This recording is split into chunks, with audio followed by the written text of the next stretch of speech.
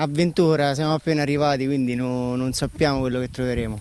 Ecco cosa hanno trovato alla fine del tragitto. Non facile in realtà, ma se ci si arma di scarpe da trekking e una certa dose di buona volontà, la meta è lì, a portata di mano, e il panorama vale lo sforzo. Il lembo più estremo di Capo San Marco offre scorci mozzafiato, e il Faro, che presto tutta Italia potrà vedere al cinema, location scelta da Rocco Papaleo per il suo nuovo film in uscita nelle sale a ottobre. Mi perdo sempre, ma so sempre da che parte il mare. Guarda là. Ma avete circondato? Mi perdo sempre, ma so sempre Non ci avete scritto!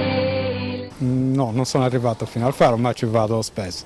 Un percorso adatto alle escursioni? Alle camminate, al trekking.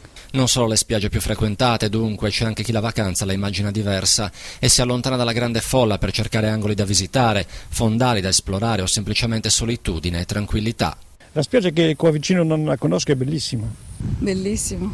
Dove siete stati? Siamo stati sulla punta dopo la rocca. Com'è andata? Bene, bellissimo, c'è un sacco di pesci, siamo andati sotto con le maschere. Vi piacciono le zone meno frequentate? Anche sì, ogni tanto ci vuole contatto con la natura. Arrivare là! Costantino, da qua su è bellissimo, vieni!